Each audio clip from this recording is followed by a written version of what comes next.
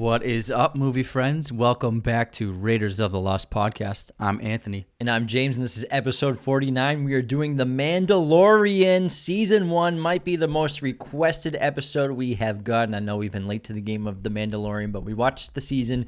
We really enjoyed it, and we're excited to talk about it. Yeah, it's a terrific show and a great addition to the Star Wars lore and canon. The Mandalorian is its own story, separate from everything else, although there will be Easter eggs and some characters in and out of the show, but being its own separate thing is the strength of the show. And we're talking about just season 1. I know season 2 just wrapped and ended. We're going to do that pretty soon. So anything that's happened in season 2, pretend like we're not going to talk about it all in this episode. This is just season 1, only these characters. We're not even going to talk about Boba Fett or Ahsoka. So just this series, just this season.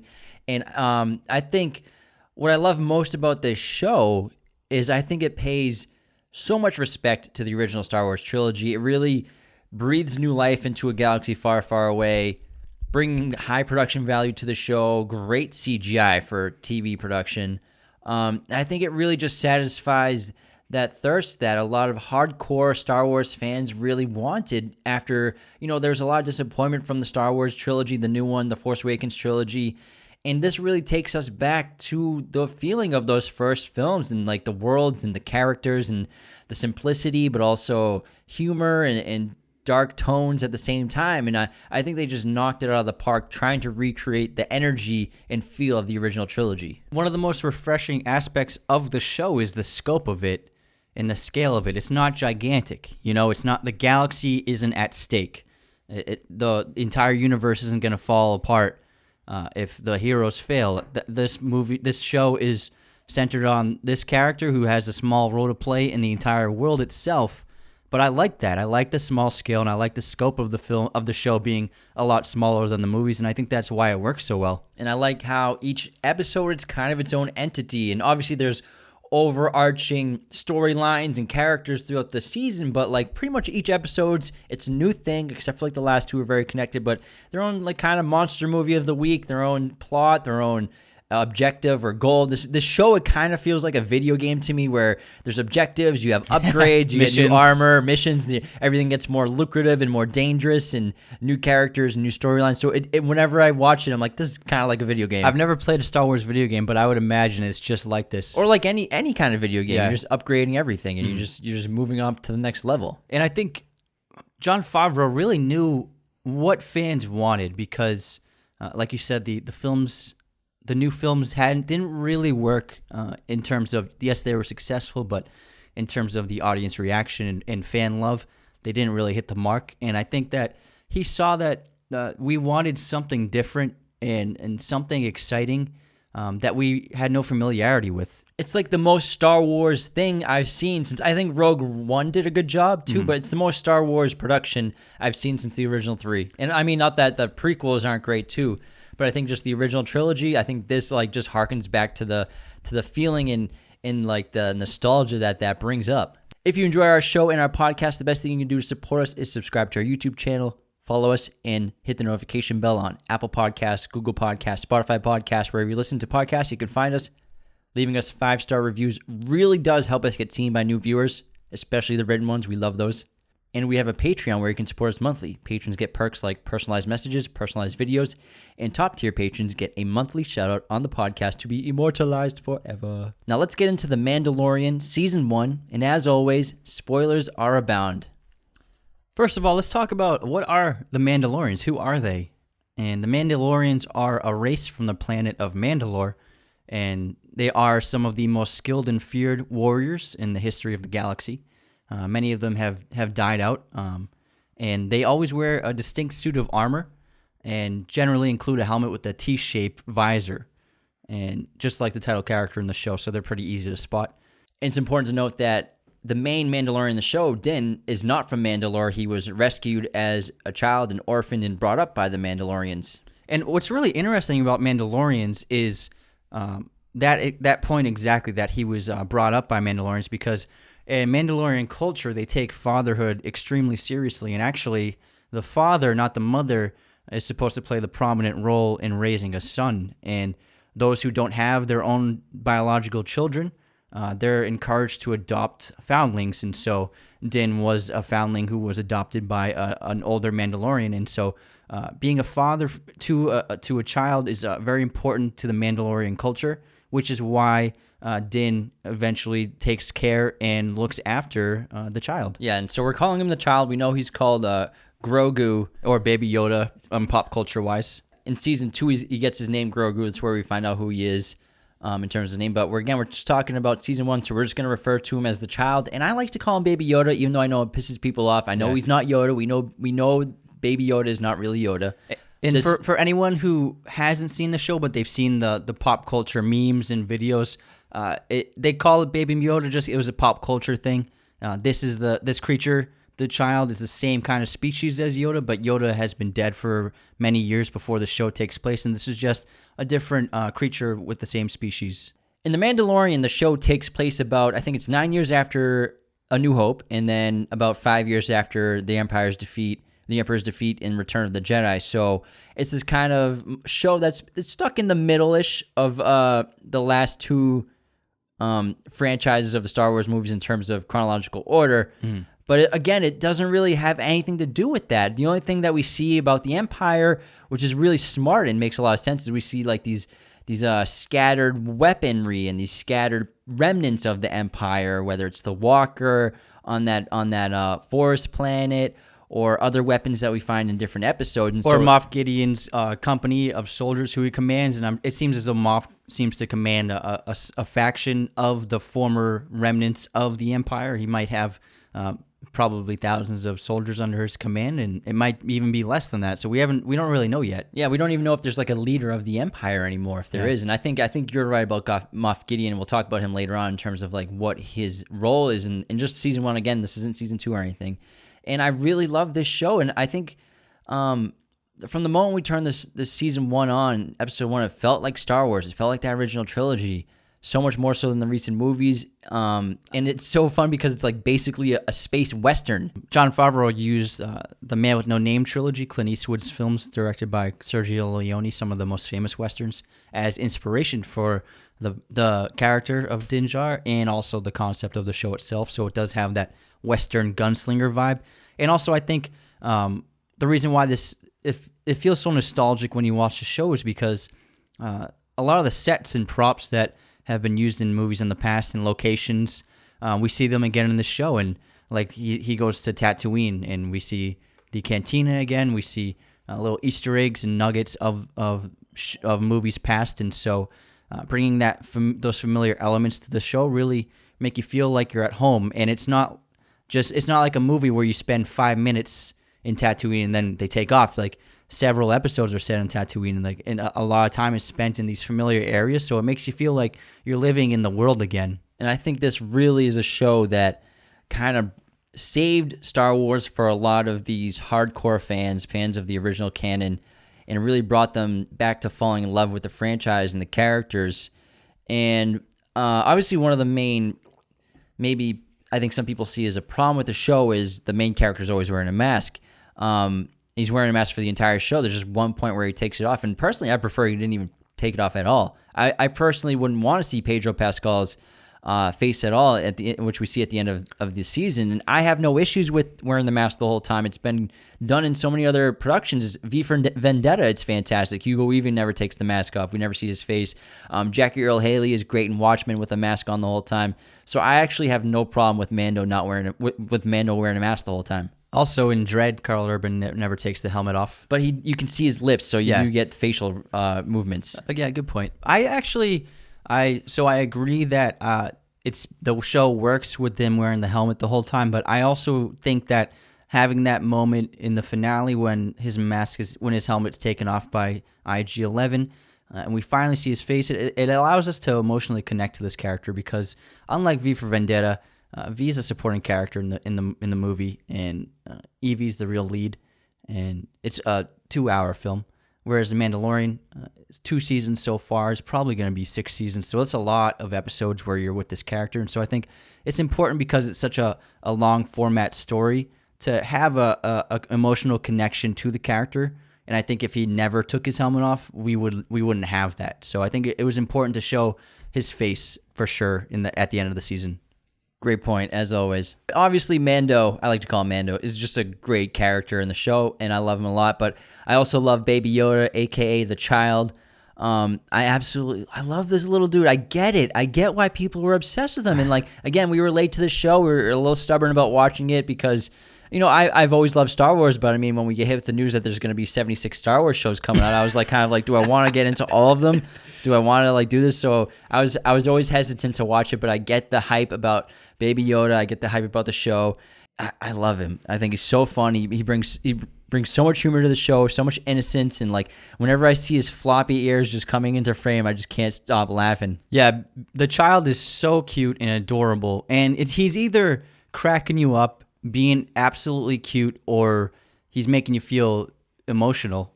It was a great concept by Favreau to throw this character into the mix because it brought us something familiar, but it's not quite Yoda, but we understand what it is and what its powers are. And I think the strength of the pilot episode is nobody knew that the child would be in the episode. It was a complete surprise to everyone when they watched the pilot, because typically with Star Wars films or any kind of large-scale film that's going to have a toy line, spoilers are found out from the toys, and because the toys have to be made before the film comes out and they need to be marketed, so people get their hands on images of the toys that the companies make, and so those bring about spoilers for cast and crew and characters for movies like these. So people are generally ahead of the curve. But Donald Glover, while he was working with Favreau on The Lion King, they were speaking about the show, and Favreau told him that he was planning on having them make Baby Yoda toys, and it was going to be part of the rollout, and it would be in the trailer and marketing. And then Donald Glover suggested keep it a secret. If nobody knew about it and they saw it when they watched the show, they would be shocked and surprised, and it would entice conversation, and it would become a sensation popular culture-wise. And Jon Favreau took his advice, and Baby Yoda became one of the most searched things on the internet for an entire year. It was an absolutely juggernaut of pop culture. And I respect that for Jon Favreau to not just, I mean, obviously you think Disney, they're just going to try to cash in on everything that they can, but I think it came out right before Christmas and they didn't even do it. And so like they missed out on the Christmas season of 2019 with Baby Yoda toys, but I'm sure they made their money back, no problem. Yeah, I'm sure they did. And so yeah, Baby Yoda's great. And one of my favorite parts about Baby Yoda 2 and in general on the show is the use of practical effects and dummy work and kind of like these doll work where we saw that in the original trilogy. It's a puppets, but we didn't see it a lot at all. I don't think in the prequel trilogy. I don't think they did it once. And then, Jar Jar was CGI. And so we got this feeling again of practical effects of these crude, almost crude puppets and dolls, but they still look great and still hold up. Yeah. Not Baby Yoda isn't CGI a lot, but a lot of the time he's a dummy or a puppet. In Phantom Menace, Lucas did a puppet Yoda, but then when he re-released them, he digitized with CGI Yoda. So originally, if you saw Phantom in theaters, you saw the puppet Yoda.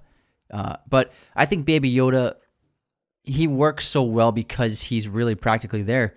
The vast majority of the scenes, it's a puppet. They use him for CGI for certain shots, especially the wide shots, because I mean you can't shoot him wide without showing the puppeteers, you know. So those shots in particular are CGI, but so many of the shots, you'd be surprised how many are actual practical shots with a puppet there. And that makes the world of difference because we've talked about before with CGI on the shows, we subconsciously can tell when things are fake or not, and when something's real in camera with the real light pouring on it in the frame on set, it makes a world of difference. And that's why Baby Yoda works so well. And I think they have 4 puppeteers operating the puppet at once. It takes a lot of people just to get the child to move around. And it's incredible just to see how far puppets have come in practical effects. And just, I wish more films did this because you can see the advancement. And I think we talked about in the Jurassic Park episode how those velociraptors, a lot of the times they were in actual dudes and guys in velociraptor suits, and it still holds up today. It's better than the CGI effects in that movie. Raptor dudes. And the puppets, again, brings us back to that original trilogy, the feeling of it. And also, something I really like about the show is the Force. We don't really talk about it. We don't know what it is. The characters don't seem to know what it is really or don't understand it. Even after they watch the child use the Force. They don't really understand that he's using the Force, and he doesn't understand what he's doing. And again, I just love that it's there, but it's not part of the show. Yeah, because in Force Awakens, the characters seem to be aware of stories of the Skywalkers and the Jedi and the Sith and the Force. And, I mean, before the film, Rey and Finn had never seen anything regarding the Force, but they did have awareness of it and of the stories that happened. But I like in this show how pretty much all the characters except for a handful don't know anything about the Force, and they don't know anything about Jedi or Siths because they weren't involved. And those stories had huge impacts on the galaxy, but there are a lot of creatures and people in the galaxy that had nothing to do with it. So obviously, how would they know? They didn't have Twitter talking about the Force. And I love that. Yeah, we're in a galaxy far, far away, but not everybody's related as well. Like so many people are related in the other stories and movies. So it's just a bunch of new characters and no relation at all. And it's great. And we just have new things. And the characters, again, are, I think, the best part of the show. And that's why we love it so much. And I also want to touch on Ludwig Göransson, who did the score for every episode. For each episode, he's made like 10 songs. It's insane the amount of music that this guy produced. And that's actually rare for TV shows because usually a composer will make like 2 hours of music, maybe 3 hours, and then they'll sprinkle in repeated tracks throughout the episodes of the show. But like you just said, each episode has its own unique score. Yeah, and Ludwig, he won the Oscar for Best Film Score, Best Original Score for Black Panther, and then he obviously most famously did Tenet with Chris Nolan recently, which is a fantastic score. I think it's one of the most underrated ones of the year, if not the most underrated film score of the year. And then Mandalorian, it's great. He's so good at creating these unique themes. I mean, just think about the theme for Black Panther. It's like this drum instrument, and then with the horn kind of sound effect with the Mandalorian. It's the recorder. The recorder? Yeah. Like the yeah, so he uses a lot of recorders from different African countries, and he actually plays a lot of the instruments himself in his own studio. So he actually plays the recorders, the woodwind instruments. He plays guitar on his own. He plays a lot of the synths on his own. And so he's a very talented guy because typically composers don't play the instruments. They'll make the tracks with a keyboard, and then they'll hire musicians to play them. But he's a unique composer where he's actually physically making a majority of the music you hear. Yeah, and again, if you haven't listened to Tenet on its own outside of the movie, listen to that because I think it's one of the best scores I've heard in like 3 or 4 years. It's phenomenal. Yeah, and he reminds me a lot of Hans Zimmer because he's a very modern film composer in terms of like real instruments mixed with a lot of unique digital effects and like digital sounds, and so he blends those so well together in all his projects, and especially in Mandalorian, big time. They both perfectly blend together the old and new in their music. And he also did Creed. That's why those great horns that kind of sound like the boxing scenes from Creed or Rocky, the dun dun dun dun dun dun. Yeah. So Ludwig's great. And then so obviously Jon Favreau is the creator and showrunner of the series. He wrote every single episode except for episodes 5 and 6. He also directed, I think, just episode 2 of the season 1. But you can't give this guy enough recognition for what he's done in terms of Marvel and Disney. And I mean, outside of Pixar, this guy is the most important filmmaker in the entire company. Yeah. You can argue for sure. And he showruns it as well with Dave Filoni, who is well known who was a good choice because he's well known in Star Wars Rebels and the Clone Wars shows. So he showran those and was the creative director of those. And he's been supervising director since 2014 of both projects and directed a lot of those episodes. But I think having him come on as a main figure behind the scenes of the show really gives a lot of authenticity to the canon and the lore of Star Wars to the show to help satisfy what a lot of these hardcore fans really wanted to see. Exactly. That's a great point. And then Favreau brings great filmmaking to combine with that, which is important because you need a great filmmaker to be able to oversee this entire job. And there's no one better than Favreau to work in the realm of big budget, high concept, special effects, and well-known property. I mean, this guy, not only did he start Marvel with the Iron Man films, but this guy made fantastic remakes of live-action versions of The Jungle Book and The Lion King. So Favreau is an amazing storyteller, and there's a reason why the show is so good, and it's because of him. This episode of Raiders of the Lost podcast is sponsored by MoviePosters.com. Use coupon code Raiders15 to get 15% off your order today. Movieposters.com is the best place to get your posters online. Don't go to Amazon. I know they have free shipping, but the quality is not like this. Movieposters.com is super affordable, and the quality is the highest caliber you can get for a movie poster. They have all sorts of sizes, frames, backlighting, anything you can think of. Pretty much every movie, they have images and posters available for them. Use our coupon code Raiders15 to get 15% off your order today. Again, Raiders15 to get 15% off.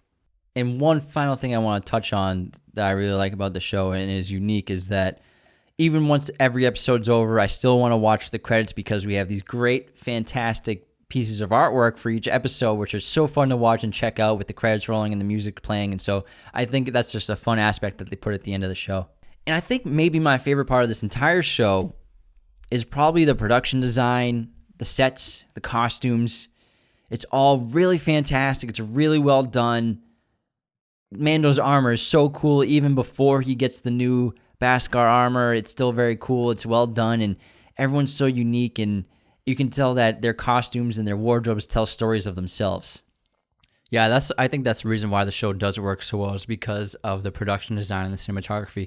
And a really incredible fact about the filmmaking of the show is that many of the sets are digital, and they film so many of these scenes in these basically like a giant metal box with LED panels for the walls, and it's about 2 stories high, and it's just massive LED panels, and it encircles the characters. So what the crew will do is they'll build the floor, whether it be like an exterior ground surface or interior, and so they'll build the set just on the floor, and then there's just a plain screen behind them on all sides, and then while they film, they're able to digitally input the whatever image they want for the environment, whether it be an exterior outside or an interior inside of a room. They project this on the LED, and the actors act within the scene with the actual environments on the screens around them. And most of the times when you see Mando walking alone on an environment or sitting in an environment, the background, they're not on location, they're not outside, they're just inside of this LED box with the digital environment. And what's cool is say they're outside at an exterior on some planet, they can literally change the environment however they want. They can change what the atmosphere is in the sky, they can change the clouds, they can maybe move that valley over there or add a mountain over there, maybe change it from dusk to morning or night to day. They can literally adjust the settings of the image to suit whatever they want. It's an amazing revolutionary new form of digital filmmaking that has broken ground with The Mandalorian, and we'll see a lot more of it in the future. I've actually seen these in person at the Consumer Electronics Show in Las Vegas that I go to every year. It's called CES, and they host it in January every year, and it shows all the new tech coming out for all these major companies like Samsung, Sony, LG. They show their TVs, their cameras, everything, Panasonic, and Red. Everyone's there, and I've seen these giant LCD panel screens at Sony's booths there, and last time I was there, they actually had a fake set built for a Ghostbusters scene where there's cameras that you could move around and control. No way. And behind the Ghostbusters, they had the car and they had real lighting and everything. And then there's just a panel, a giant LCD panel behind a giant screen panel behind the car, and it's a perfect background. And on camera, it looks so good and it looks so real. And I've actually seen them, even bigger versions of them, where you can get them custom made. Obviously, you need millions of dollars to get giant custom versions like they do for Mandalorian. But it's actually real cool to see how real it looks on camera versus in real life, and it still looks real in real life, but also you kind of notice it the first couple minutes or first episode you watch of this show, but after a while you forget it's there and you just accept it and your eyes just kind of get adjusted. Yeah, I agree. And so these LED sets, they do 3 very important things. First of all, they're very cost effective because you don't have to travel to so many locations, especially for a show like this with so many scenes in various locations. So you get to shoot them all inside of this set. And the second one is when you shoot scenes like this, typically it would be green screen, and especially with someone like the Mandalorian, where his armor is so reflective, it would reflect the green screen. So then they would have to CGI out the green screen. Whereas this, the environment from the LED screen is reflected on his armor, so it looks like he's in the environment because of that reason. And then third of all, like you said earlier, when you shoot it with the camera, you use a long lens and it blurs it out a little bit. It looks very authentic and realistic, so it's a great tool for them. So I think we're ready to begin with episode 1 of The Mandalorian Season 1. Let's do it. Chapter 1 is called The Mandalorian, and Chapter 1 was directed by Dave Filoni, again written by Jon Favreau. And this takes place 5 years after the fall of the Empire. A Mandalorian bounty hunter collects a bounty after a scuffle exchange in a bar. So the lead character, Din Djarin, I think he's a fantastic character. Introduced in such a great way where it's the scene in the cantina where he fights that group of guys who start a beef with him, and then he finds the bounty he's after, and at first this bounty thinks that Mando helped him out of goodwill, and he's like, oh, here, you can take my money. And then we find out that Mando's there for him, and he's ruthless in his job. Like, I think he says his famous line, this is the first time he says it, I can take you in cold or I can take you in warm. This is a perfect demonstration of who the character is, what his goals are, and how he works. But he is a character who goes through immense change throughout the series and throughout the first season. I'm sure more in season 2, which we'll get into as we go through episodes. And I love this episode because it sets up the world, sets up the character of the Mandalorian, like you just talked about. And I really love the Western-style opening of a bar. I mean, we've seen this Western scene a million times, but it's so cool to see it in a space environment. Obviously, it's similar to A New Hope, kind of. But, typical standoff in a saloon, someone spills a drink, a newcomer is not welcome, he's about to prove his worth. I mean, they might as well have called this episode like Once Upon a Time in a Galaxy Far, Far Away, just to keep that Western vibe up. But this episode and the entire season in general just exceeded my expectations. And again, truly the best gift for Star Wars fans. And immediately upon watching this show, I'm like, all right, I'm hooked on this right away. And what's really great about this show is that you don't have to be a diehard fan to know what's going on. You can just get it, like us. I have never seen any of the Rebels TV shows. I've never read any of the fiction. I've just seen the movies, and that's it. They ease us into everything. And for example, we learn that Mandalorians are a feared group of people just because of the way people react when Mando walks into a room.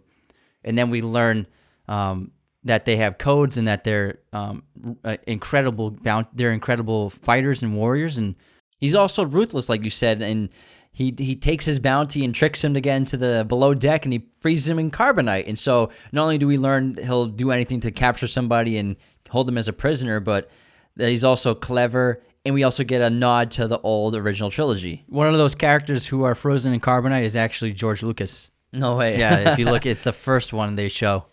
That's pretty funny. And so, I mean, the first episode, we don't spend a lot of time building the characters in terms of like getting to know them really well. We just really get down to action real fast. And this has pros and cons. Obviously, the pros, you're getting right to the Star Wars action and great effects. But again, Khan, our main character, the Mandalorian, he doesn't speak much in the first like 20, 30 minutes of this episode. So he's a little slow, I think, to get warmed up to. Yeah, you're right. Grief and the client do most of the talking in this episode. But it's cool. It's a cool way to introduce a bounty hunter, because what better way to introduce a bounty hunter than have him catch a bounty? Exactly. And one of my favorite characters is Grief Karga, played by the great Carl Weathers, who's famous for playing Apollo Creed in the Rocky movies and then also playing Chubbs in Happy Gilmore. Yeah, Chubbs in Happy Gilmore. And then he played George in Predator, some amazing movies. And he's always been an underrated actor. And I love that he's in this show, and he's so good as Grief Karga. He's like the leader of the guild in this area, and he assigns bounties to these bounty hunters. And I love when he pays Mando in this scene. There are all sorts of different forms of payment, currencies in this galaxy. And we learn that Mando never takes breaks. He never takes vacations. He just does his job and wants to move on to the next one. So he's a very diligent bounty hunter, and that seems to be all he cares about. And Grief has a very mysterious mission bounty for him next. And also, just to stay on the currency for a second, we learned that the Empire currency seems to have lost all its value. So we're told again in a different way, in a clever way, that the Empire is fallen, and that its money again is worthless pretty much. And instead, he takes the money that looks like it's edible. It's like gooey. Yeah, it's like gummy. It looks actually delicious. It looks like cotton candy Starburst. So I'll take that. And yeah, so he gets a new bounty, and it's this interesting job about finding a life form that he has to bring back. And we meet the client who, if you guys aren't familiar with who Werner Herzog is, he is a fantastic filmmaker who's made both documentaries and narrative films for the past 50 years. Many of them very obscure. He's a brilliant artist and filmmaker, and he's played a villain before. He played a villain in Jack Reacher, the Tom Cruise film. It's a great effect because he just has this personality and this voice, and he exudes like this dangerous, intimidating quality, especially with his accent. And so I think he was a great choice for the client, and he does a phenomenal job as an actor. Yeah, and Werner Herzog, despite his movies being great, they don't make a lot of money, so he took this role pretty much for financial reasons. I don't think he's even seen a Star Wars movie, even since starring in this episode. Disney's got that money, man. You gotta make that Disney money. I want to make that Disney money. And so the client has this job. He needs Mando to find this bounty on another planet. There's no information about it. All there is a tracker. And so it's very mysterious, but it pays extremely well. And he's willing to pay in Beskar metal, which is the rare metal used by Mandalorians to forge their impenetrable armor. It's a very intriguing task for Mando, and he accepts it. And so the client pays him up front with a single bar of Beskar, promising an entire lot of it if the job is done well. And so this is when we meet the armorer in the tunnels of the city, and she is a Mandalorian blacksmith, basically, and she builds armor for Mandalorians. And she hasn't seen the Beskar metal in a very long time. It's very rare, especially now. And they consider it an honor that he's returning this metal to the Mandalorians. And so we see her craft the first piece to his new suit, which would be a shoulder piece. And the Mandalorian travels to the desert planet Arvala 7. Again, this is not Tatooine, FYI. And this is where he meets Quill, who is going to be a recurring character in the series and franchise, who's trying to get rid of the criminals in the area who inhabit everything. And he teaches Mandalorian how to ride a blurg because, according to him, it's the only and fastest way to get to his destination of finding that bounty. Yeah, apparently you can't drive a speeder across this landscape, and so or fly. And I'm assuming it's because otherwise you'd be tracked. That's my guess. Yeah, why you can't fly by the there. people at the location. It's the only thing I can think of. And he's voiced by the great Nick Nolte, who is a phenomenal actor, and he's got a very instantly recognizable voice. I recognized it immediately. Yeah. Did you know actually he tried out for Han Solo? Yeah, which is pretty fun. A lot of people did. And then after he learns how to ride the blurg, Quill takes him to the location that his tracker has set, and we see that there's this small set of buildings. And then Mando approaches the area, guns blazing, and he runs into a bounty droid, IG-11, who also has been assigned the same bounty. And they end up working together to kill all these guards. Yeah, IG-11, again, I think he's my favorite droid I've seen in years. He's a total badass. I love his procedures and his functions where he can spin his arms, and he's a great shot, and he's got tons of eyes. So he's a massive threat and ally to have on your team. But as they blast their way through all these droids and enemy soldiers, and they get into the building, Mando has to take out IG-11 because IG-11 is going to bring him in dead or alive, and he figures that it's easier to bring him in dead, so Mando takes him out because he sees the child and he sees this innocent being, and he's like, I can't kill this thing, so I'll bring it in alive. Yeah, like we said earlier, fatherhood is very important to Mandalorians, and also we'll learn that Din Djarin was a victim of war, and his family was killed by droids, and he was taken in by Mandalorians, so I think he has a very emotional connection to this little tiny being, the child. Yeah, so we get a little bit of moral ambiguity with this guy because, again, he's a ruthless killer and bounty hunter, but he also shows a little bit of fondness of this child. Yeah. Moving on to Chapter 2, The Child, which was the only episode directed by Jon Favreau, written by Jon Favreau. I'd say this is the best directed episode. It's really well made. And Mando has returned to his ship on foot with the child. After he took down a couple of warriors who attacked them, and he finds that there are a group of Jawas scavenging his ship for parts. Who you might recognize from the original trilogy, which is where Luke and his uncle Owen get the droids R2-D2 and C-3PO. And they stripped his parts, which, again, I think this is a telling tale for us to see throughout this season that Mando isn't really a very experienced Mandalorian or bounty hunter because he does make little mistakes like this, and he doesn't seem fully in tune with his powers. Again, he doesn't have the jetpack yet. He doesn't have an emblem or insignia on his armor yet, so he hasn't really accomplished everything that a lot of under Mandalorians have.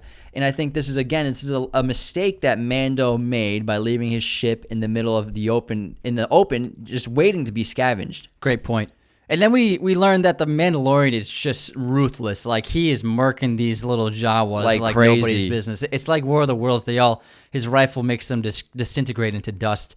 And it's a great little action scene where he tries to board their big truck. And then I love, because he didn't succeed. Like you said, he's still inexperienced.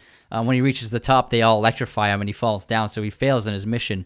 And with the assistance of Quill, after the next day, he helps him bargain with the Jawas, and the Jawas will return his ship's parts if he acquires the egg of a mudhorn. The egg. And I kind of like this because it shows that Jawas aren't just like complete monstrous animals and completely lack empathy, because they're willing to bargain with you for something. They're just kind of out for their own. They're trying to survive in the desert. So I kind of get their lives a little bit here. And although that Mando was murking them like crazy in the beginning. Yeah. And so we have this awesome scene where Mando takes the child and he travels to that cave to get the egg. He fights that mudhorn, this giant alien rhinoceros, and Mando gets messed up by this thing. Yeah, it's a great fight, and it's a fantastic beast. The special effects look amazing. The CGI is absolutely perfect. I couldn't believe I was watching a TV show. Yeah, this is the scene I think I was like, whoa, are you serious? And then also, this showed that Mando, as a Mandalorian, he's a warrior, and he's willing to die defending himself, and I think he could have run away when it was clear that Mudhorn was going to kill him. But instead, before the Mudhorn charges, he pulls out his knife just ready to defend himself. So he'll fight to the end. I think it was a very revealing scene. And then as the Mudhorn is charging after him, the little child stretches out his arm. Before we know it, the Mudhorn is floating in the air. Yeah, and so, again, we've been curious about the child, and obviously he looks like Yoda. Does he have the same powers as Yoda? We don't really understand it, but now we get it. Now we get the potential power of the child. We get the reason why he was such a valuable bounty and why he was like guarded by all these soldiers and droids, and it makes a lot of sense now. But that because the power of this being is limitless, and obviously evil men are going to try to control it. And after the scene, Mando and the child return to the Jawas with the egg. And the Jawas just crack it open and start eating this orange goo inside. So gross, dude. As soon as they open it up, like, I was like, oh, this is nasty. So oh, gross. man. I thought it was going to be like a golden egg or something, like a treasure. They just start eating it. But it was very funny. It felt like it would belonged in the older movies. Exactly, like that. Exactly. The nostalgia and the campiness of those old ones, because there's no nostalgia or campiness in the new trilogy, I don't think. You're right, yeah. There's no campiness. Fun scenes like this. Everything's very, not that I didn't like them, it's just like very intense and dark, but not to get carried away and off subject. And then moving on to Chapter 3, The Sin, Mandalorian has left that planet, and he has returned to deliver the child to the client, which he does. And the client pays him with dozens of pieces of the Beskar metal. But as the client and his men take the child away, you can tell Mandalorian seems to be at odds with what he's done, and he's worried about the child, and he asks them what they plan to do with the child, and the client is offended that a Mandalorian would ask this kind of question. And we're getting another sense that Mandalorians have very strict codes to live by, and so he sends him away, and reluctantly the Mandalorian leaves and returns to the armory. This episode was directed by Deborah Chow, and I think she did a great job because the scale of the show just increased a lot. Because again, we're in larger sets, we're in a town, returning this bounty, and again, like you just brought up, the Mandalorian, he does show compassion for a brief moment, despite ending up succumbing to his greed, and the real reason why he does what he does is securing his bounty, getting paid, and moving on, and following his creed and following his principles, and not really having emotion involved in any of his actions. The reward is bountiful, and with all this Beskar metal, all this Beskar steel, the armorer is able to create a nearly finished suit of armor out of the metal for the Mandalorian. And so now he's wearing this Beskar suit, which everyone is impressed by, and whenever anyone sees him, it shows his status as a successful Mandalorian now. Again, it's like a video game. You just got upgrades, bro. You got some new wardrobe for your avatar. Oh yeah, you got a new sword. And then he returns to Grief Karga, and he's like, "What's my next mission? I need to get the child off my mind." And Grief gives him a mission, and just as the Mandalorian is about to take off on this mission to get a new bounty, he turns on his ship, but then he pauses, and he's thinking about the child, and so he turns the ship off, and then he returns to the client's quarters to get the child back. And it's an awesome secret mission where he goes in and starts killing dudes on the low, and he rescues the child from, obviously, he was being experimented on by this scientist who, I'm sure he says he was trying to protect him and keep him alive. And it's a really sad thing to see that powerful and corrupt men what they would do to just an innocent child just for more power. And a Mandalorian, he steps it up and he saves him. But this episode really turns into John Wick 2 real fast, where now he's got a bunch of bounty hunters after him because they all have the same tracker device on the child as he's trying to escape with him. Yeah, and then there's a great scene where all of these bounty hunters have cornered Mando and the child, and they're sitting on this little vehicle, and there's no way out. Even Grief Karga, who I thought was always going to be a good guy, he's trying to kill Mando too. And we see with Grief Karga, I think he's a character who's always out for his survival and his basic needs and what works best for him. So I think he'll choose the side which always benefits him. Not that he's a bad person, but sometimes that makes you on the less righteous side. Yeah, exactly. And just when it seems like he can't get out of there alive, the entire group of Mandalorians who are also on this planet arrive with their jetpacks, and they start messing up these bounty hunters, and it's a great firefight. And we see that I don't think Mandalorian has reached the status of these other Mandalorians because they all have their own jetpacks, and I think he might be probably the youngest one among them. But they gave him enough time to escape to his ship, where Grief, who's obviously very smart, had cornered him, waiting for him there. But Mando is very talented and manages to injure Grief to get him off the ship, and then he flies away with the child.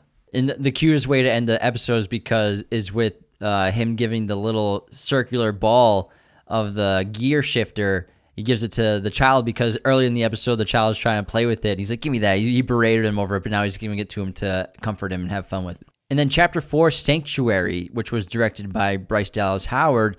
And this is so fun because overarching storylines, yes, and characters, but now we're in just a completely different planet. We're going to be a bunch of new people, completely irrelevant storyline to the Mandalorian's other 3 episodes so far, really. Exactly, and this planet is very green, which I really liked. On Sorgan. Yeah, Sorgan is very lush with greenery and trees and grass and farms. And we learned that there's a small village of farmers, and they're pillaged by raiders, these horrible raiders who have attacked them.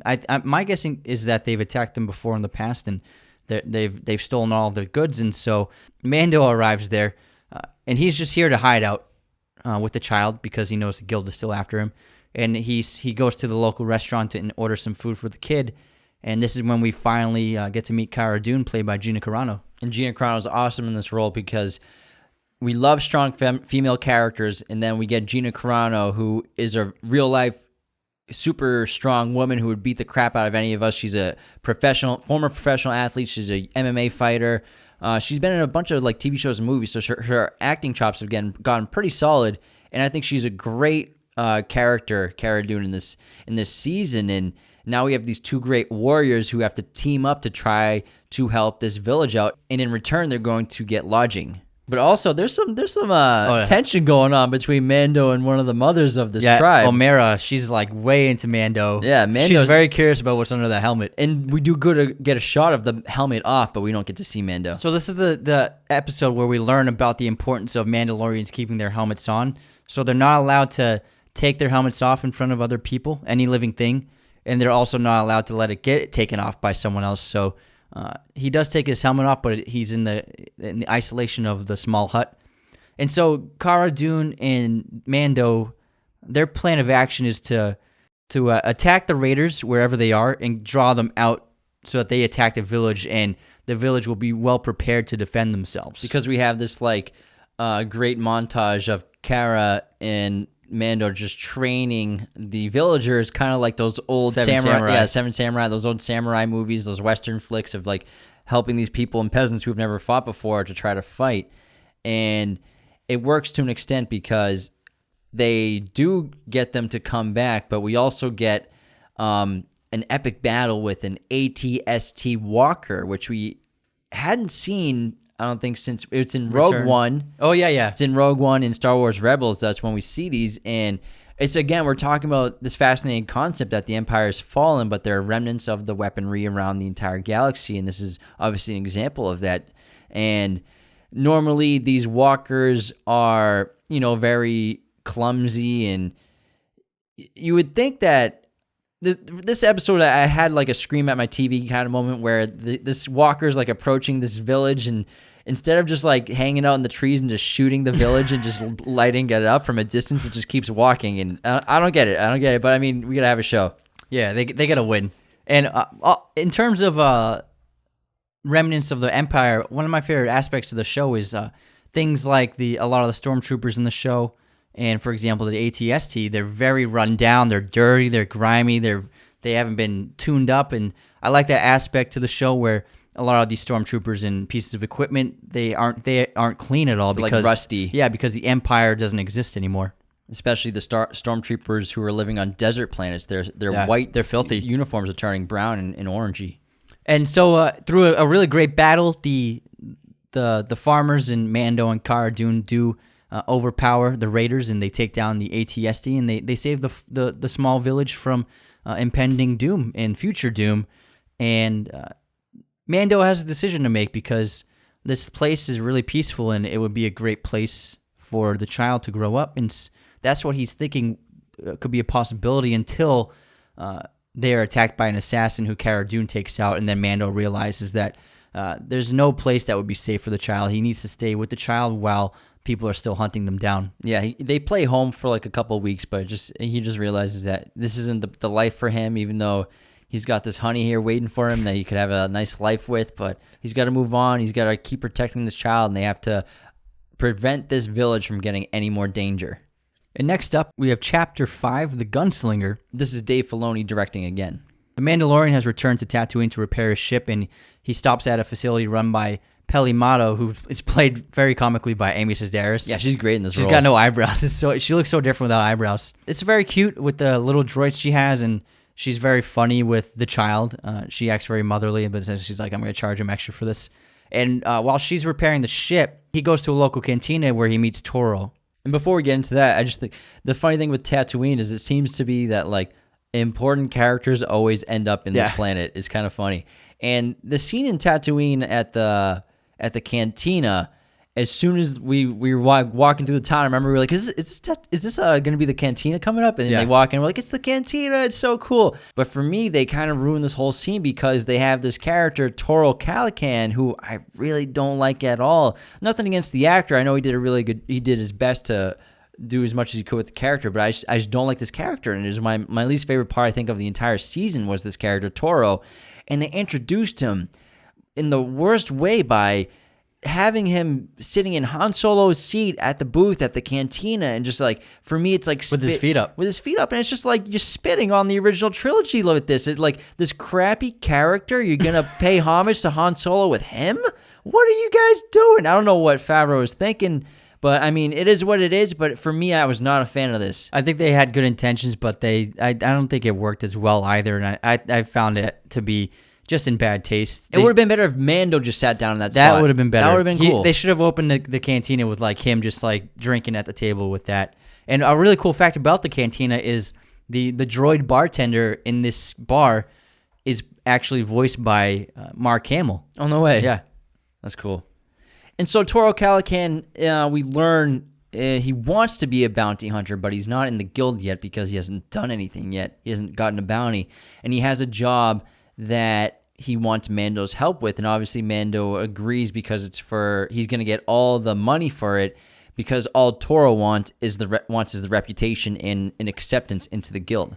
Yeah, and Toro wants to find Fennec Shand, who is a well-trained mercenary, and she has a big bounty on her head. So they suit up on speeder bikes and they drive across the desert. And my favorite part about the episode is them on the speeders. I think it's really cool. Really great image, and it looks fantastic. It looks so real. They did an amazing job.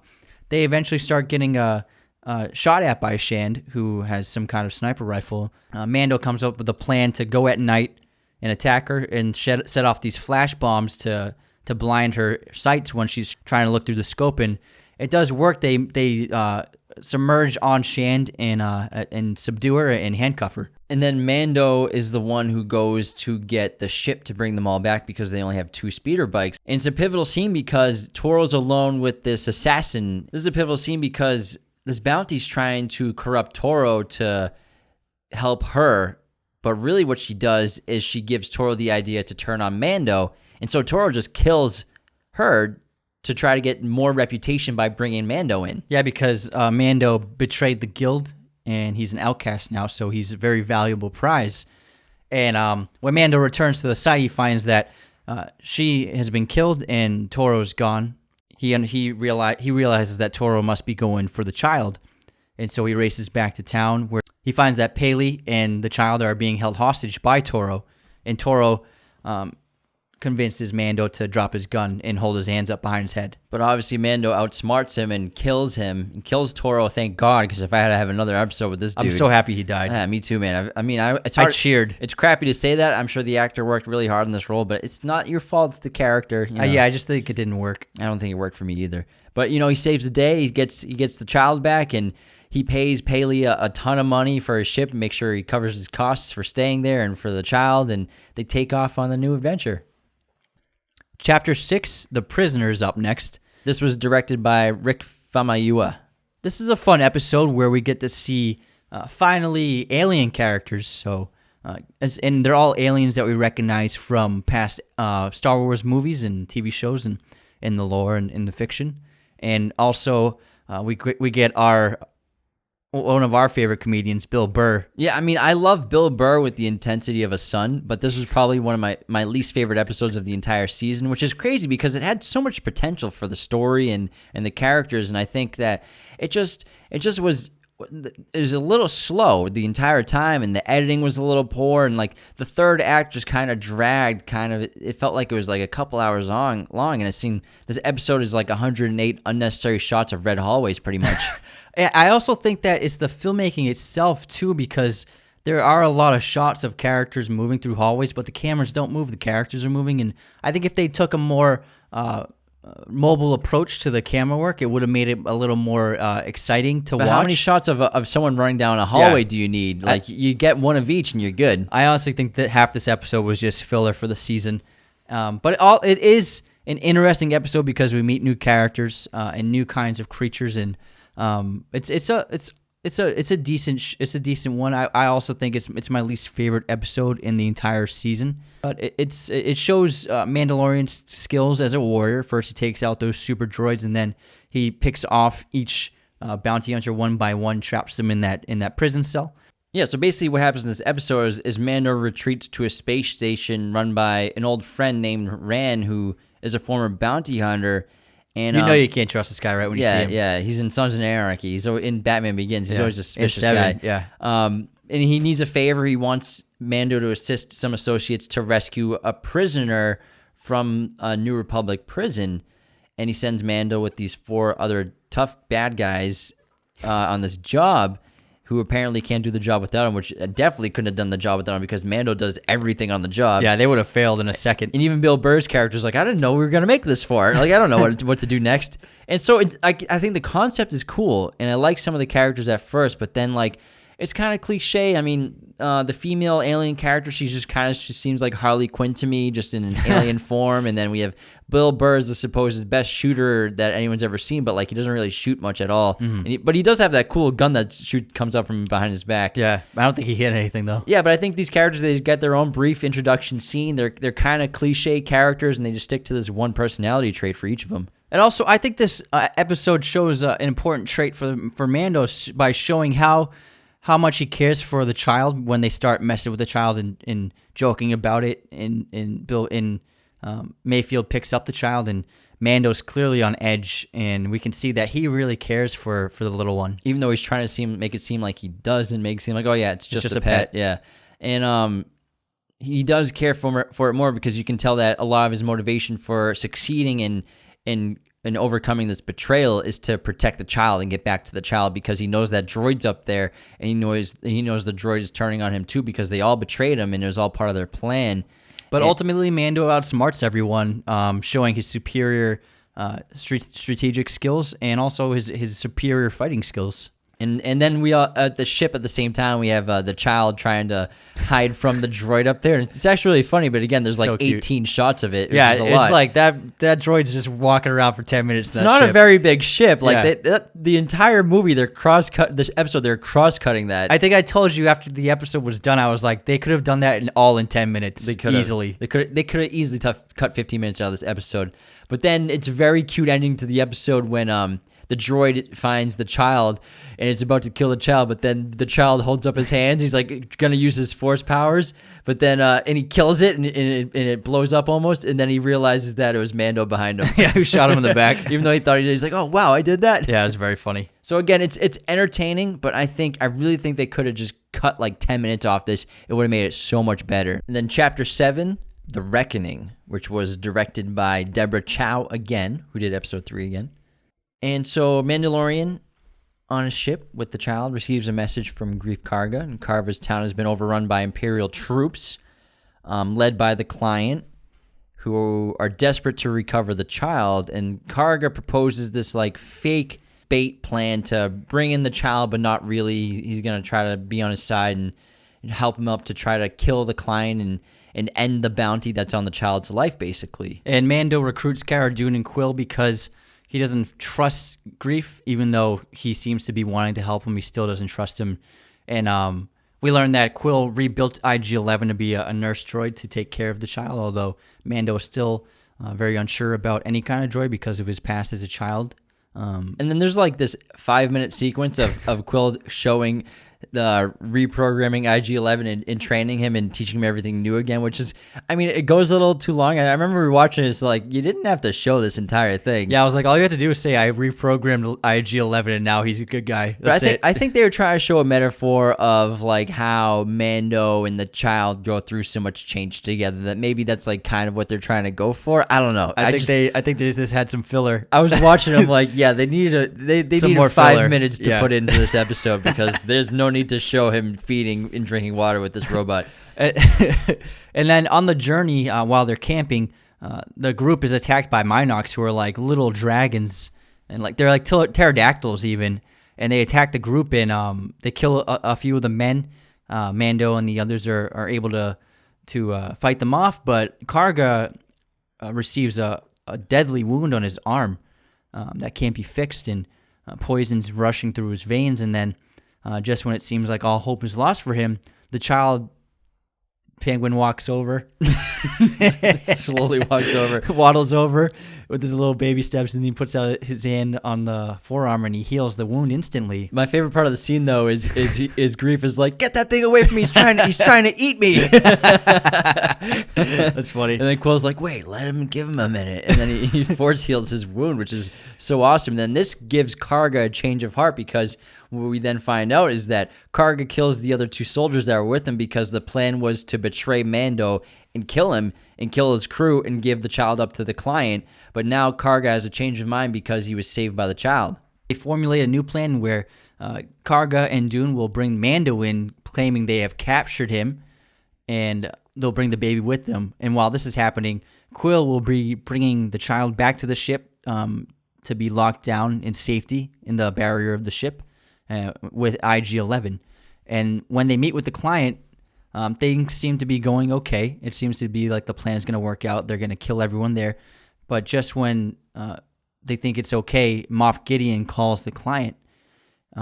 He seems to know that the child isn't really there with them in the room, and he attacks the room. He attacks the building with an onslaught of fire, killing the client and the client's stormtroopers, and leaving Mando, Cara, and Greef trapped inside. Yeah, so we have this like classic Western double-cross Mexican standoff episode, which is a lot of fun, actually. It's like Butch Cassidy and Sundance Kid. Yeah, the ending. exactly. I have a great, it's a good time, but then the ending of this episode is really sad because, again, Quill is trying to bring the child back to Mando's ship to keep it secure inside the walls of the ship.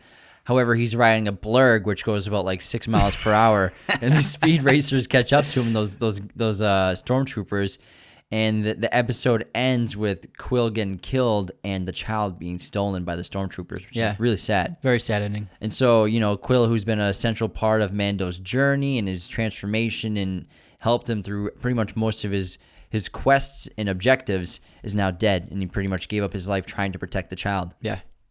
And we also are introduced to Moff Gideon in this episode, where he seems to be the leader of this group of stormtroopers. He flies in on a TIE fighter, which is absolutely awesome. However, how does he get down from the TIE fighter? He just pops up, and then there's no ladder or nothing. Yo, it's all about the entrance. They cut to him walking, and I'm just like, the hole's at the top. Like, I would have loved to see like the 5 minutes of him trying to slide down. The two stormtroopers are like trying to help him. He's like, let go, get off of me. I can do it myself. Because that TIE fighter is like 15 feet tall. That's so funny. And just a hole pops up. That'd be great. It's a great entrance.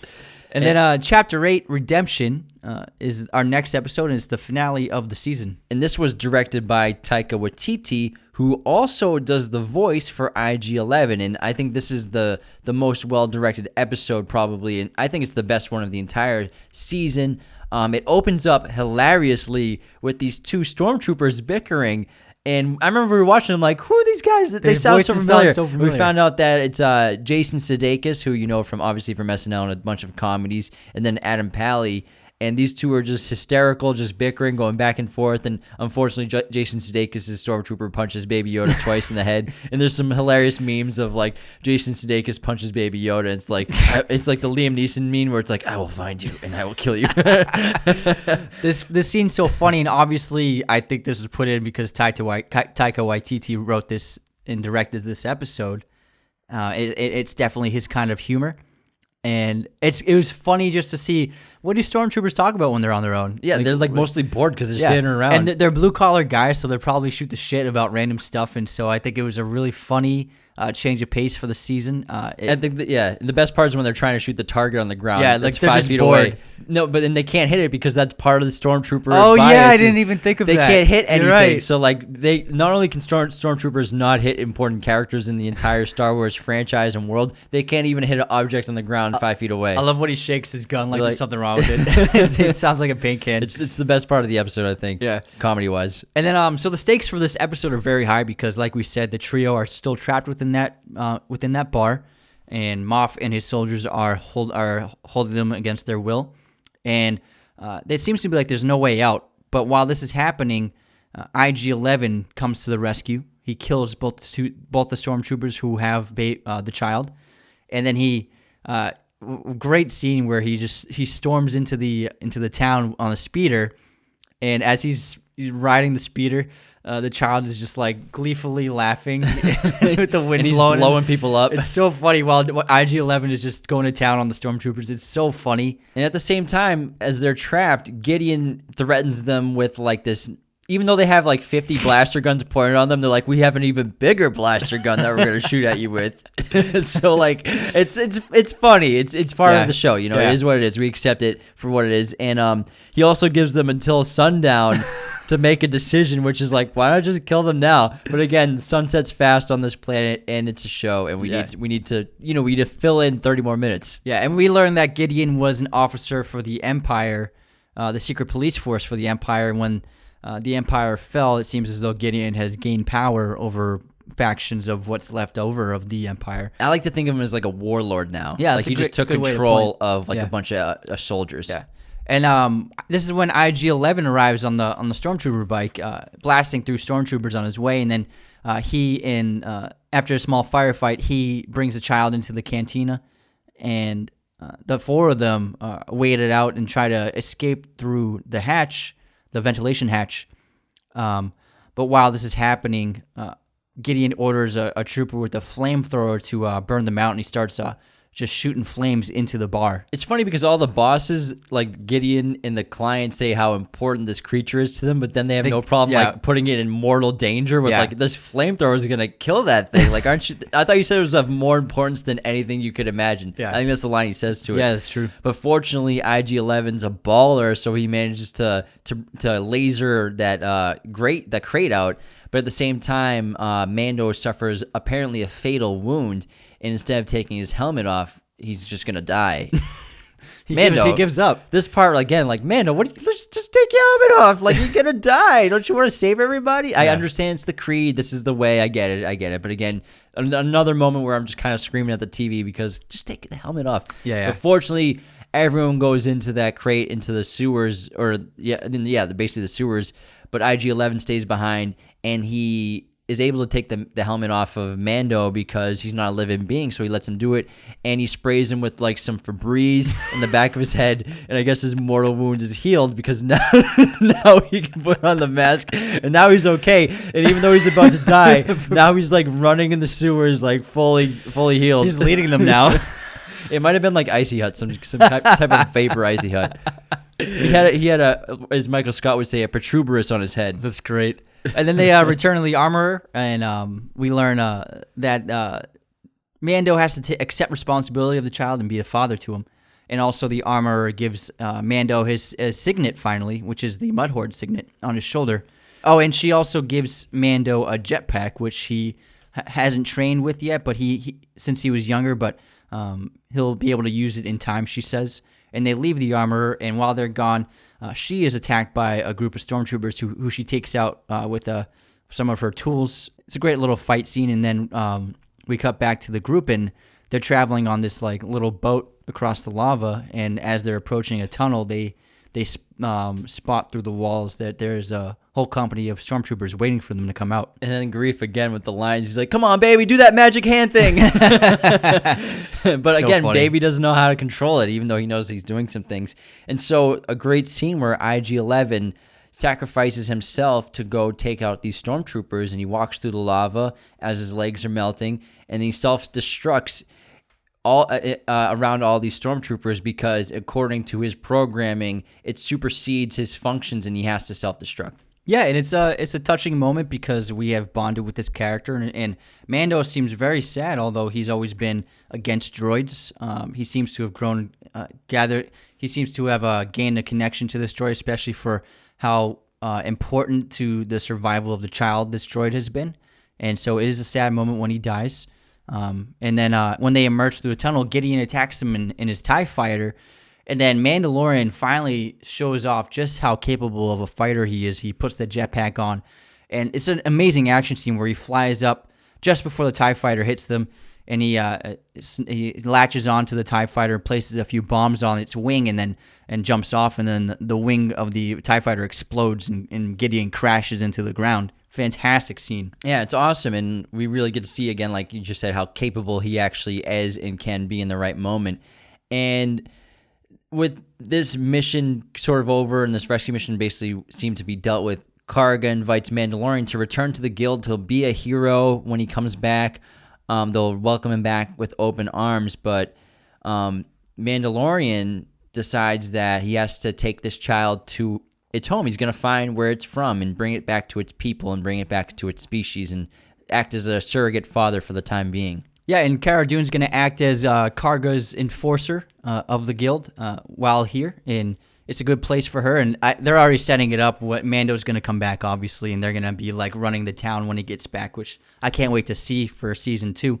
And then Mandalorian buries Quill underneath stones and returns to his ship with the child. And it's a really sad moment to see Quill buried. And it was a great character, but Mando has to move on. He has to bring the child home, and it's a great ending.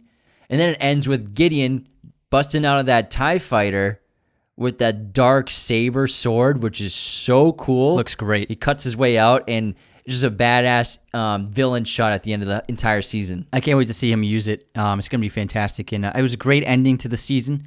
Fantastic episode.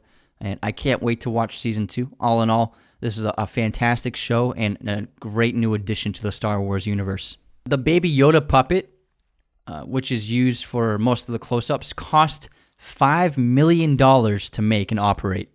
$5 million? Yeah. How many do they have? Just one? Yeah, I think just one or maybe two for No backup. wonder. It looks really good. Pedro Pascal, I mean, he's a great actor in this. He does a lot with just the minimal dialogue as well as wearing a mask the whole time. There's been a lot of controversy in terms of how much he's actually on set wearing the mask in the scenes. He does have fill-ins. John Wayne's son is one of his stand-ins. He doesn't do any really of his own stunts. So a lot of times there's other actors inside the Mandalorian suit. But for the most part, he's in there the majority of the time, especially in Season 2. He's in the suit vast majority of the time. So he's in there a lot. He does not show up to set sometimes when it's just scenes that don't need him, if it's a lot of stunt work involved, and he just does the voiceover. And also schedule-wise. Yeah, and the voice is all done in post anyways, even though they're saying it on set, they're not picking up his audio. So Pedro Pascal is actually mostly the Mandalorian on the show. Yeah. At one point, Greef Karga was originally intended to be not only an alien, but he was supposed to be killed off in Episode 3. And as they were reading with Carl Weathers and he was adding ideas, they realized he's such a great performer and such a charismatic actor. They had to keep him as he was, and that's why he's Carl Weathers' version of Greef Karga instead. And he's such a beloved character. That's why they decided not to kill him off. And right now, we'd like to welcome the winner of our guest spot giveaway contest, Mr. Andrew Moody. Welcome to the show, Andrew. How are you? Good. Thank you guys for having me on the show. It's an honor. Congrats we're on winning. honored. We're honored. It's awesome to have you on. Andrew's been a fan of ours for a while, so like when I saw your name pop up on the random name generator when I was doing it, I'm like, no way, it's Andrew. That's awesome. Because if anyone deserves to come on, it's definitely you, bud. Yeah, for sure. I mean, I've been a fan of you guys since before it was called Raiders of the Lost Podcast, back when it was the Boiler Report. Oh yeah, I put that to rest in peace a long time ago. Yeah, that was old. So you're an OG Raiders fan, which we love. Yeah, I mean, I think I first found James on TikTok, I think like a bunch of fans. So if anyone doesn't know, I used to do comedy sketches and stuff like that, but obviously that doesn't make any money, so I stopped doing that. Because He's very funny, though. We actually get paid for this, and before I used to just get paid in death threats, so this is a lot more fun. I do miss the comments. I mean, I'm looking at the Instagram stories. I mean, you're still getting the comments. Hey, if you have a following, you're going to have haters no matter what, so we appreciate you being a fan and coming on the show, and congrats again for winning the contest. But let's get into it. We're here to talk about Mandalorian 1. Yeah. So give us your thoughts. What do you think of Mandalorian Season 1, bud? Personally, I think The Mandalorian Season 1 so far, way better than any of the Disney movies of Star Wars, like Last Jedi, Rise of Skywalker, and Force Awakens, and which is ironic because I have a Force Awakens poster on the other side of my basement. And if you want a movie poster, go to movieposters.com, use coupon code Raiders15 for 15% off on your purchase. He's indoctrinated. Look at this guy. What a smart guy. I love it. Yeah, I agree. I mean, I think the new trilogy gets a lot of hate in terms of the movies, but I think they're really well made. Obviously, there are problems with them, but from a fan standpoint, I think the Mandalorian just does so much justice to the original feeling of the old Star Wars movies. It has like the practicality mixed with CGI. It's a little campy, it's silly at times, and just really solid characters, and they focus a lot on the character development. Yeah, and I think fans, they learned that fans wanted something new. They didn't want the same old Star Wars story that we've seen played out many times. They wanted something fresh and completely new for Star Wars, and I think that's why it's so successful. Yeah, so what about characters? Who are you liking from the season? I agree with you on TikTok, James. Grogu is the best. I don't know what you're thinking over there, Anthony. Grogu is the best. Like, so yeah. Mando, the best, are the main character. I like to just bust his balls, so I'm right. Yeah, Mando's cool, but so I think we should just refer to Baby Yoda or Grogu as the child because he's not known as Grogu until season 2. Yeah. So this whole episode we're just gonna call him the child, just because, even though he is Grogu, but no, you're totally fine. I agree with you. Baby Yoda is my guy. No, I love him. He's super adorable. Everything he does is either extremely cute or makes a teardrop. Every time he's just sliding into frame, you see his big floppy ears somewhere. It just cracks me up so much. Yeah. But I mean, he's probably the most powerful character on the show, easily too. Yeah, easily by far. And just the way he saves Mando from the Mudhorn, which is, I thought I'm like, there's no way Mando's gonna die, but I thought he looked like it, but I knew. He was getting messed up. He was willing to die. Yeah, I'm like, it's not gonna die because the show's not gonna go on without the protagonist. So I'm like, The show will just be a Mudhorn show for the rest of the season. no, I think the show would just be Cara Dunn just wrestling a bunch of people. I'll watch that. I like Cara Dune a lot because I love strong female characters, but she's a strong female character who in real life would beat me to death. Oh yeah, she with her would bare fuck you up. hands. She Oh, my should bad. beat all of us to death. Yeah. All three of us At the same once. time. Kill us. She would kill us. And we could have baseball bats. And we couldn't do anything about it. But I love her character. She's one of my favorites, and I think it's a great addition to the Star Wars lore having a character like that. And I hope she gets her own spin-off show. That would be really great to see her own escapades in the future. I mean, that's the beauty with Star Wars. Like, they have so much like creative outlooks to make sequels, make spin-offs. That's what's so great about this universe. Like, Star Wars basically was kind of dead up in the late 2000s or 2009 and 8. Until Disney bought it. Yeah, it was pretty much dead because when did the Revenge of the Sith come out? 03? 07. No, Revenge of the Sith? Revenge of the Sith? No, because it was 1999 for Phantom Menace, then it was like 03, 05. Oh, yeah. I think it was, I think it it was was 05. 2005. Yeah, you're This right. kid thinks he's a human IMDb. I just guessed, you MFer. Take a joke. I mean, that was pretty funny, but No, yeah, I agree. I think Disney saw this entity that like they saw very lucrative, and they're like, we can make a lot of money. Obviously, we love Star Wars, but we can make a lot of money with this franchise. And they put like what, 10 billion on the table. They're like, here we go, 10 million. Let's do this. I mean, I will say they did a great job with Galaxy's Edge out in Disneyland. I haven't been to the one in Disney World. I was out by you guys in LA in January pre-COVID, so I got the honor to go to a Laker game and for Galaxy's Edge. So Yeah, that's gonna be an that's an ancient sentence in a couple of years. Remember back in the long ago, I went to A basketball Laker game? basketball game. But yeah, Galaxy's Edge, I would love to go to once this is all over because I have friends that have gone. I've seen videos. It looks pretty incredible. Just to walk on the Millennium Falcon and just see everything and the stormtroopers walking around, and I'm sure it's super fun. Mm-hmm. the best, I went on the ride. I think it's called Smuggler's Run, where the ride you're in the cockpit of the Millennium Falcon, and it is awesome. And like the whole queue, like once you're in the main like queue, it's like you're like, oh my god, it looked like C-3PO, Chewbacca, and Luke Skywalker all playing with that one board game. When you're in the ship, doesn't everyone get an assigned duty in the cockpit? They did. There's the pilot. I was an engineer. That was the third one. The second one I think is like I don't know the official name, but like shooter. You're like you man the guns.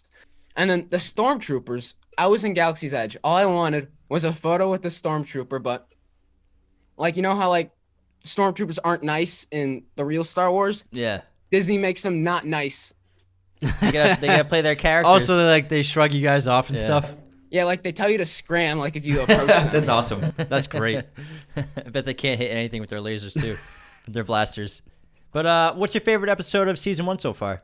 That's a good question because there's a lot. Like obviously, I think one of the front runners is episode 7 because just epic fights.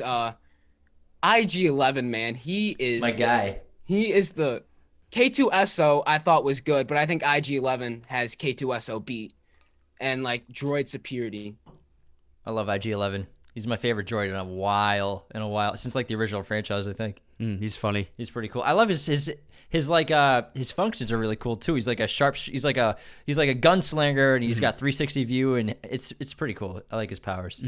Queel reprograms him into a nurse droid, and he only fights to protect the child. So that's cool. I mean, we thought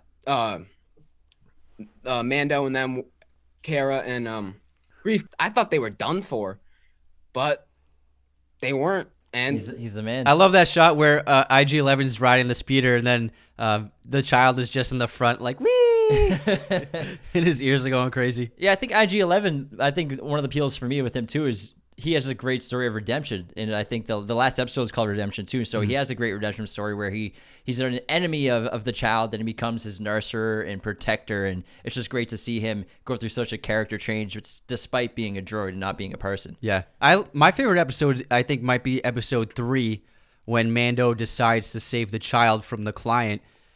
because I think it was the most emotional episode in revealing for his character. And I also love the blacksmith. Oh yeah, in the underground tunnels. Yeah. Mando like blacksmith, And he learn a little bit about the history of the Mandalorians and the Creed. And I think it was really everything. fascinating. Yeah, it's a cool part. Yeah.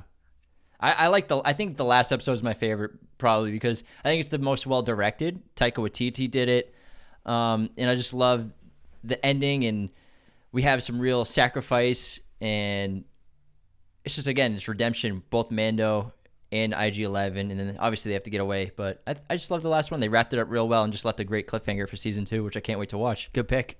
Amazing cliffhanger. First of all, how does I keep wanting to call him Gus Fring. That's what we kept calling Gustavo. him. Yeah. Los Hermanos Pollo. Los Pollo Hermanos. Yeah, Los Pollos Hermanos. So, Giancarlo Esposito plays a great villain. In two film.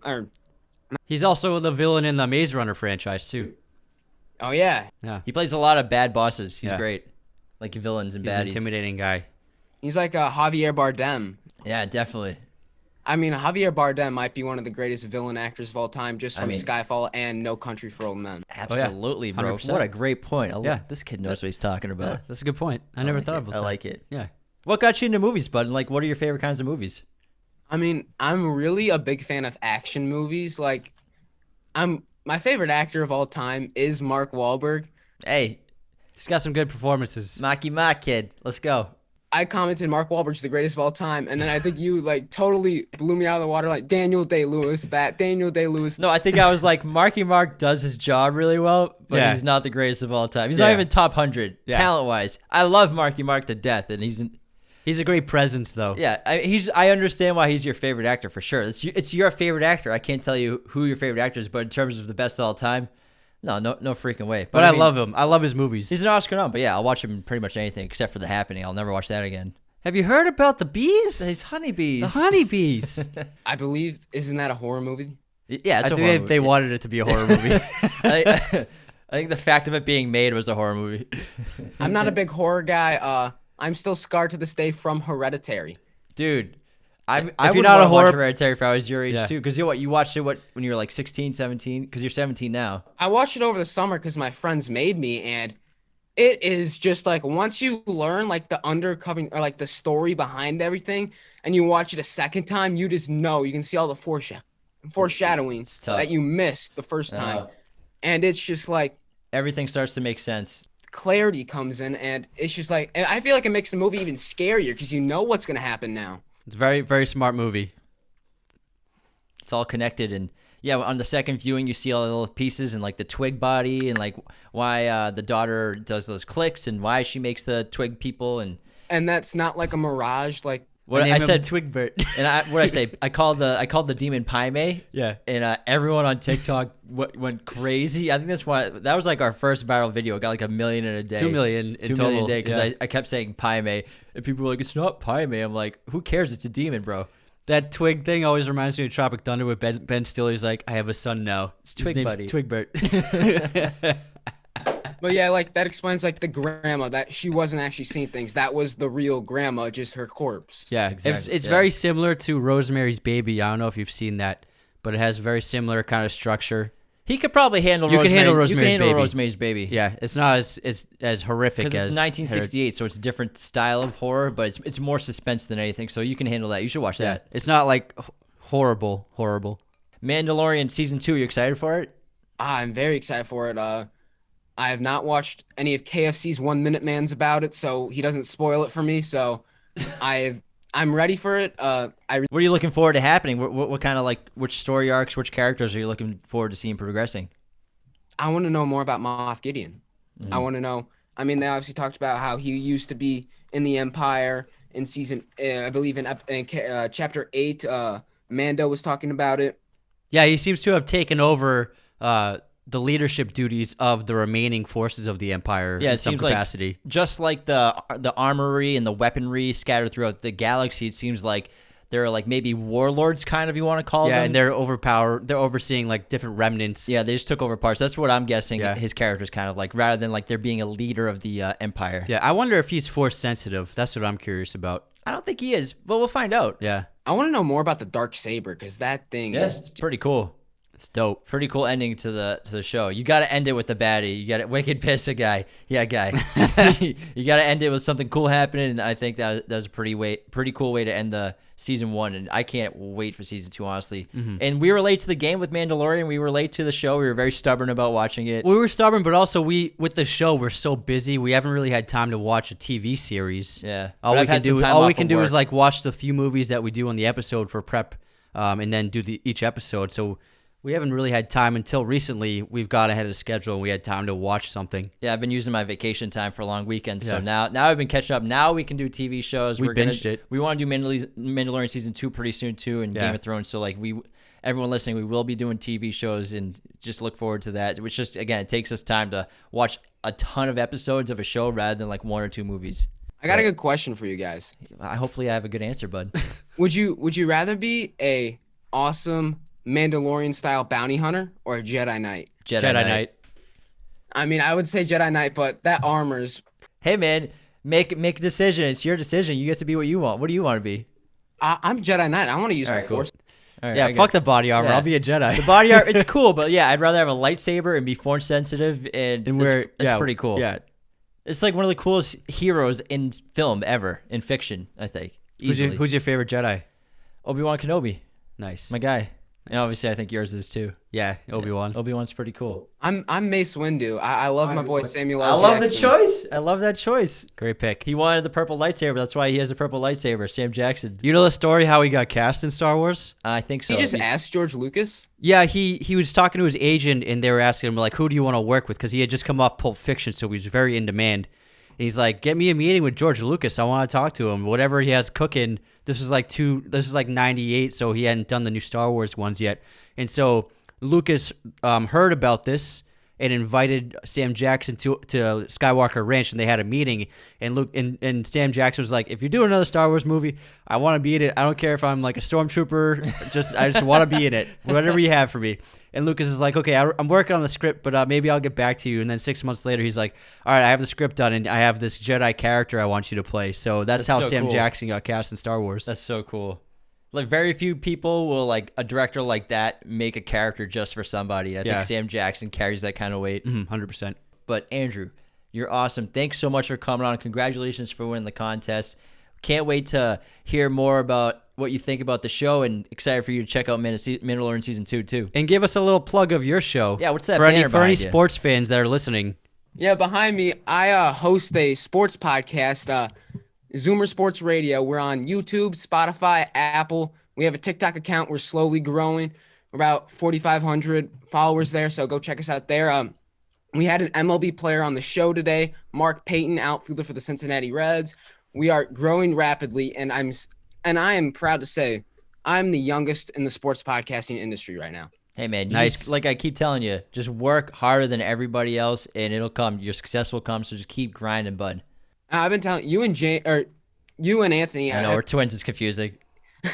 you and Anthony have been the most influential in like my process through the podcasting world. Like I've DM'd you guys asking you questions, asking for tips, and you guys are awesome. I join your guys' live streams. I make jokes in the live. Oh yeah, you're always Yeah, there. you're always busting our chops. I'm busting your chops in the comment section. So But hey man, keep grinding. We appreciate you coming on the show. Congratulations again, and have a great day, bud. Talk to you later, man. you two have amazing days. Cool. All Take right. care. And that's it for episode 49 on The Mandalorian. Thank you so much for tuning into this episode. We're going to do Mandalorian Season 2 pretty soon, so stay tuned for that. Subscribe to the YouTube channel if you haven't already. It really helps us grow. Leaving those 5-star reviews, following us, and hitting notification bells on every platform, social media platform. Spotify, Apple Podcasts are our big ones. Google Podcasts. You can find us anywhere you listen to podcasts. Patreon support us there if you want to get little perks like personalized videos and messages from us and sneak peeks and behind the scenes of upcoming episodes. And just thank you so much for wherever you're listening or watching from around the world. Take care, everyone. May the force be with you.